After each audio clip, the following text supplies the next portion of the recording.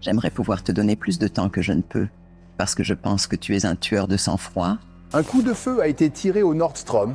Un coup de feu a été tiré au Nordstrom. Alors, chérie, as-tu trouvé le sac que tu veux? Derrière des sourires innocents et juvéniles se cache une réalité glaçante.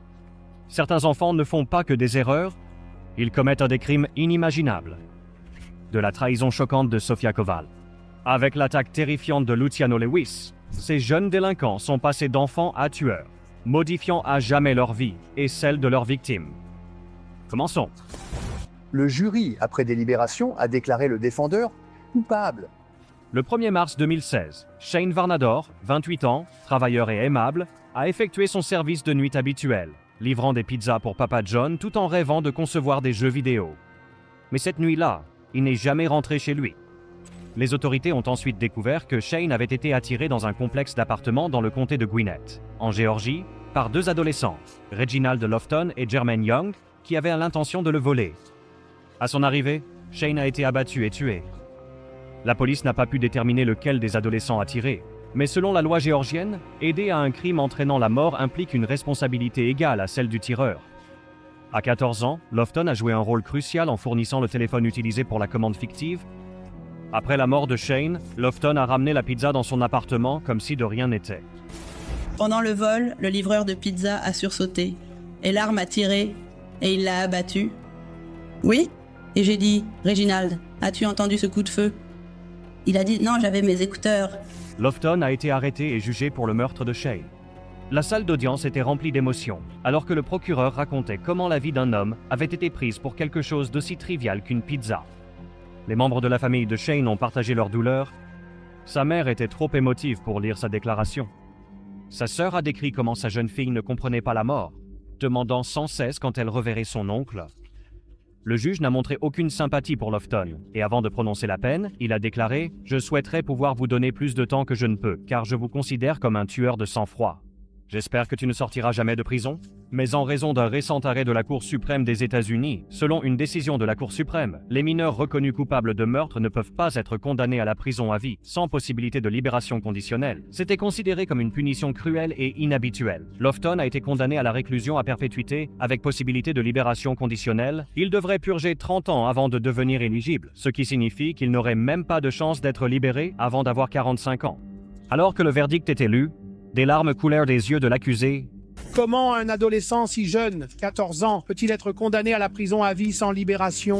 Avant la sentence, la sœur de Lofton a plaidé pour la clémence, disant « Au lieu de le jeter sous les barreaux, donnez-lui une seconde chance. » Que mon frère mérite une seconde chance dans la vie, au lieu de le jeter sous les barreaux.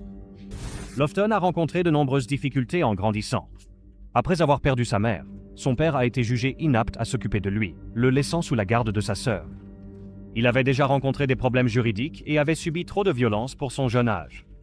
Quand c'était son tour de parler, Lofton a d'abord refusé. Cependant, avant que le juge ne prenne la décision finale, il a dit avec hésitation « Je tiens juste à dire que je suis désolé pour votre perte, mais je n'ai pas tué votre fils. Je n'étais pas le tireur.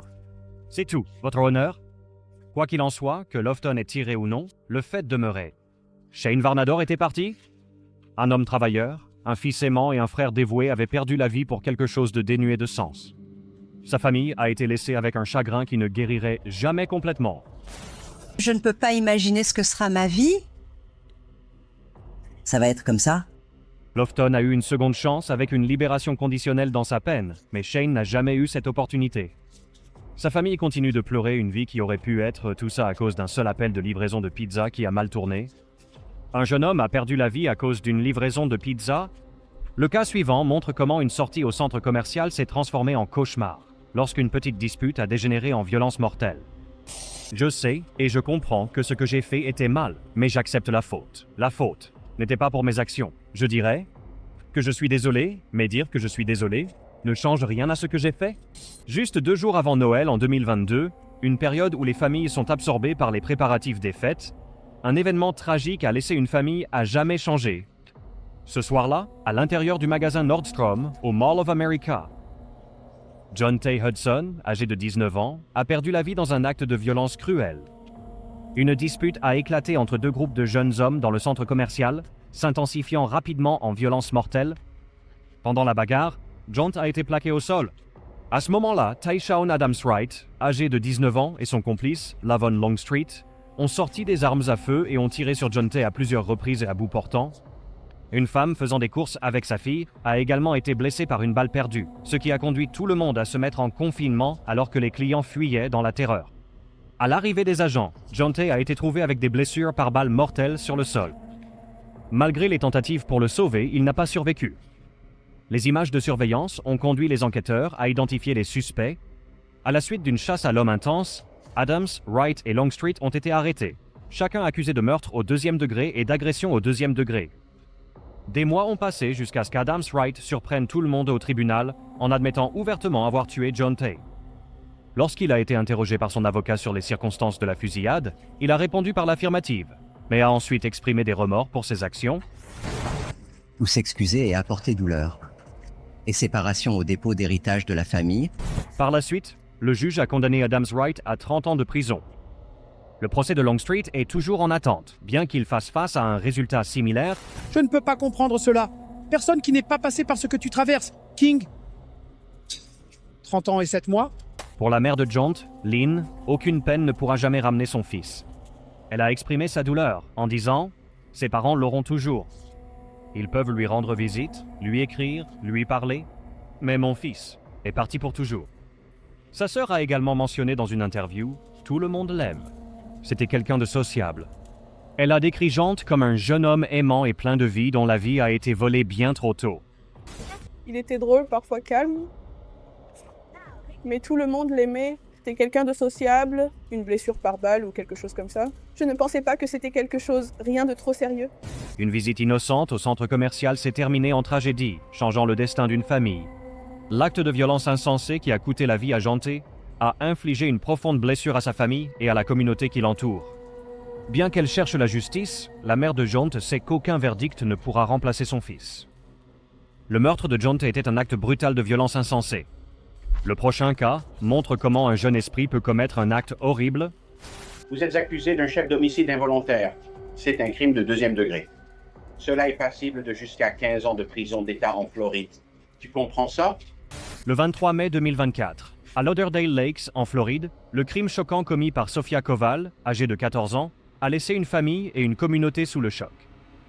Après la mort par coup de sa grand-mère de 79 ans, Maria Koval, tout le monde a eu du mal à comprendre comment une telle horreur pouvait émerger au sein d'une famille. Le jour de la tragique mort de Maria, un appel d'urgence a conduit les autorités au domicile des Koval, où elles ont découvert Maria inconsciente, sans espoir de réanimation. Leur enquête a rapidement conclu que l'auteur des faits était sa propre petite-fille, Sofia. Les membres de la famille avaient du mal à comprendre comment Sofia, autrefois la fille brillante et douce de leur famille, avait pu faire ça. À seulement 14 ans, Sofia a été placée en garde à vue et envoyée dans un centre de détention pour mineurs. Au début, il semblait que son affaire serait traitée dans le système des mineurs, mais les procureurs avaient bientôt un autre plan. Le 1er octobre, les procureurs ont pris une décision audacieuse. Sofia serait accusée comme une adulte pour homicide involontaire. Elle a été transférée du centre de détention pour mineurs à la prison du comté de Broward et placée en détention protégée. La salle d'audience était tendue alors qu'un juge a statué qu'il y avait suffisamment de preuves pour poursuivre l'affaire. Sofia prie pour que la décision soit en sa faveur, mais l'accusation d'homicide involontaire entraîne de graves conséquences. La jeune Sofia Koval, âgée de 14 ans, priait ouvertement dans le tribunal en attendant que son affaire soit appelée. Si elle est reconnue coupable en tant qu'adulte, Sofia pourrait faire face à jusqu'à 15 ans de prison. Il y avait aussi une autre complication. Sofia n'était pas une Américaine, citoyenne. Si elle est reconnue coupable, elle pourrait faire face à une expulsion après avoir purgé sa peine. Un procureur de l'État de Broward, Harold F. Pryor et une équipe de procureurs de haut rang ont soigneusement examiné l'affaire. Cependant, en raison de son jeune âge, il y avait une possibilité qu'elle puisse être condamnée selon des sanctions pour mineurs. Dans ce cas, elle purgerait un maximum de 3 ans de détention et pourrait être sous surveillance jusqu'à ce qu'elle ait 21 ans.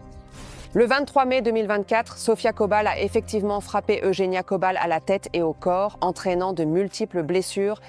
Et pendant cet épisode de violence, après avoir pris en compte tous les faits et les preuves, ils ont décidé que le tribunal pour adultes était le bon endroit pour le procès de Sofia. En raison de la nature odieuse du crime, et après avoir pris en compte tout ce qui a été présenté par la défense jusqu'à présent, je crois qu'il est approprié que cette affaire soit traitée devant un tribunal pour adultes, a déclaré Pryor. Alors que les procureurs voulaient que justice soit rendue pour Maria Koval, ils ont également reconnu que Sofia était encore une enfant. Ils ont promis de travailler avec ses avocats pour trouver une solution qui équilibre la responsabilité avec la compréhension de son âge et de ses circonstances. On la voit prier et se signer lors de cette audience, et son affaire était de retour au tribunal aujourd'hui alors que l'État envisage de l'accuser en tant qu'adulte. L'affaire a laissé une famille brisée, une grand-mère a perdu la vie, et une adolescente fait maintenant face aux conséquences d'un acte terrible. La communauté avait du mal à comprendre comment une telle violence pouvait se produire entre des êtres chers. La juge Elizabeth Scherer a également déclaré « C'est une décision difficile ». A arrêté un adolescent de 14 ans, en détention sécurisée, très difficile selon la loi, même lorsque des mineurs commettent, vous savez, des crimes de première classe, des vols, des enlèvements. L'affaire de Sofia montre que même les liens familiaux peuvent être brisés par la violence. Cependant, la prochaine affaire révèle un complot sinistre qui coûterait la vie à un étudiant universitaire prometteur. C'est un garçon de 14 et 13 ans. Nous devrions tous nous en souvenir. La famille, y compris le père de Tessa Majors, a quitté le tribunal en silence. Lors d'une froide soirée de décembre 2019, Tessa Majors, une étudiante de première année de 18 ans au Broward College, se promenait près du parc Morningside, nourrissant des rêves et des ambitions.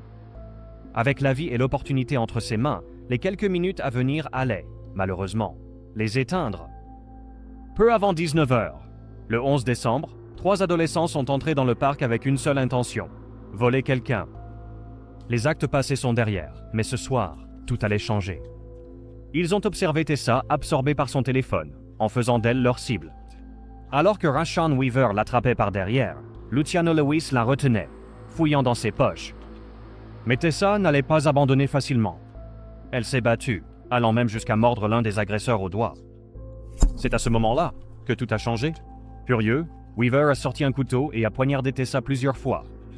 Une des blessures a transpercé son cœur, même après avoir été attaquée. Tessa a lutté pour s'échapper.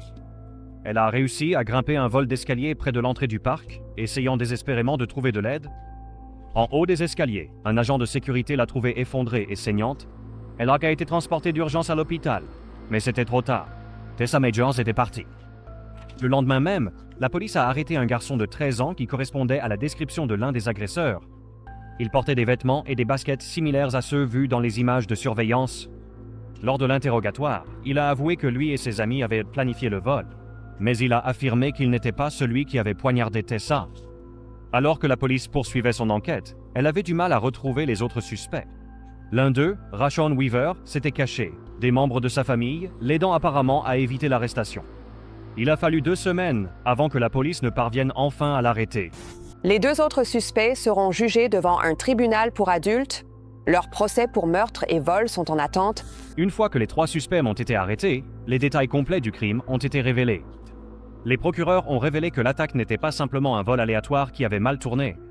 C'était intentionnel, cruel et prémédité. Le plus jeune des agresseurs, qui n'avait que 13 ans à l'époque, appelait des coupables de vol au premier degré. En raison de son âge, il a été condamné à seulement 18 mois dans un centre de détention pour mineurs. La mère de Weaver n'a fait aucun commentaire sur son fils, détournant le regard, pas plus que... Luciano Lewis, qui a aidé à maîtriser Tessa, a plaidé coupable de meurtre au 2e degré et de vol au 1er degré. Il a été condamné à 9 ans de réclusion à perpétuité, mais il ne montre aucun remords pour ses actes. L'étudiant a été poignardé à mort, a été condamné aujourd'hui à 9 ans de réclusion à perpétuité. Il était l'un des 3 élèves de collège. Le dernier suspect, Rashawn Weaver, celui qui tenait le couteau, a admis avoir poignardé Tessa. Il a plaidé coupable de meurtre au 2e degré et a été condamné à 14 ans de réclusion à perpétuité. Le meurtre tragique de Tessa Majors a secoué toute la ville. Elle était jeune, talentueuse et pleine de vie. Sa famille et ses amis étaient dévastés, laissés à pleurer. Une vie prise trop tôt. Bien que ces meurtriers aient été arrêtés et condamnés, aucune punition ne pourra jamais ramener Tessa. C'était un rappel déchirant de la façon dont la violence insensée peut détruire des vies. Le potentiel de Tessa Majors, interrompu par un destin impitoyable, a exigé que ses aspirations se taisent. Son profil symbolisait une chance volée, submergée sous la malveillance. Une tragédie non résolue, préservant une perte injustifiée. L'affaire de Tessa montre comment les adolescents avaient planifié leur crime depuis le tout début. Le prochain cas montre comment la manipulation peut entraîner des conséquences dévastatrices. As-tu entendu quelque chose? Oui, il criait au meurtre. D'accord. Disait-il vraiment les mots « meurtre sanglant » ou est-ce que tu utilises juste cette expression? Lors d'une nuit tranquille en 2014, la famille Sikorski à Plymouth Township, Michigan, a été confrontée à un cauchemar qu'ils n'auraient jamais pu imaginer. Leur fille adoptive, Roxana Sikorski, âgée de 15 ans, avait planifié quelque chose d'impensable, une attaque contre sa famille.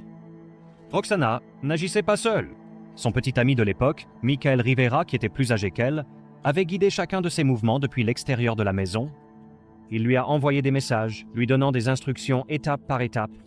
Cette nuit-là, avec un couteau à la main, Roxana est entrée dans la chambre de son frère de 12 ans et l'a poignardé. Elle a ensuite tenté d'attaquer sa sœur cadette avant de fuir la maison et de s'enfuir avec Rivera. Heureusement, son frère a survécu et les autorités ont rapidement arrêté Roxana et Rivera. Lors de l'enquête, il a été découvert que Roxana et Rivera avaient l'intention de tuer sa famille et de s'enfuir ensemble. Les enquêtes ont révélé que Rivera avait dirigé Sikorski par le biais de messages textes, fournissant des instructions explicites et même des diagrammes anatomiques pour garantir la létalité des attaques. Alors que l'affaire passait en cours, Roxana a plaidé coupable d'agression avec intention de meurtre. Le procès était déchirant pour sa famille, en particulier pour sa mère adoptive, Lorraine Sikorski. Au lieu de colère, Lorraine a supplié pour la clémence, croyant que Roxana avait été manipulée par Rivera pour faire de terribles choix. Roxana a été trompée et utilisée par un adulte plus âgé. Cependant, rien ne profitera à cet enfant en l'envoyant en prison. Elle a dit au tribunal qu'elle allait manquer son bal de fin d'année, sa remise de diplôme, ses amis et sa famille. Elle a un besoin désespéré de continuer à recevoir des soins psychologiques. Roxana a maintenant 17 ans. Elle va manquer son bal de fin d'année, sa remise de diplôme, ses amis et sa famille. Elle a un besoin désespéré de continuer à recevoir des soins psychologiques. Roxana a également pris la parole au tribunal, exprimant un profond regret pour ses actions. Elle a présenté des excuses à sa famille, disant qu'elle était désolée de ne pas être la fille qu'ils avaient espérée, et a promis de travailler pour devenir une meilleure personne. Je promets que je vais m'améliorer. Malgré la supplication de sa mère, le juge a condamné Roxana à 10 à 20 ans de prison. Elle a reçu un crédit pour les 528 jours qu'elle avait déjà passés en détention, et elle suivra un traitement psychiatrique intensif pendant qu'elle purgera sa peine. Pendant ce temps, Michael Rivera, l'homme responsable d'influencer les actions de Roxana, a été condamné à la réclusion à perpétuité pour son rôle dans l'attaque. L'affaire a laissé la famille Sikorski brisée. Une mère a perdu la fille qu'elle avait adoptée et aimée, alors que deux frères et sœurs devaient se remettre à la fois de blessures psychologiques et émotionnelles. Alors que la mère de Roxana garde espoir pour l'avenir de sa fille, les cicatrices de cette nuit-là demeurent. Elle a des dommages psychologiques dus à l'orphelinat, Pologne et à sa famille biologique. C'était une bonne élève, une bonne fille, de bonnes amies. C'est juste une confluence de tous les mauvais événements. Certains crimes sont motivés par la colère, la cupidité ou la haine. Cependant, dans ce cas, c'était l'influence d'un petit ami plus âgé, les choix mal avisés d'une jeune fille, qui ont conduit à un cauchemar horrible. Les histoires de ces jeunes criminels servent de rappel troublant sur la façon dont des choix faits dans des moments de colère et de désespoir peuvent changer des vies à jamais. Pourtant, aucune peine ne peut vraiment effacer la douleur causée, mais il y a encore plus à découvrir. Dans notre prochaine vidéo à l'écran, nous allons plonger plus profondément dans des affaires choquantes et l'impact durable de ces crimes pour les générations à venir.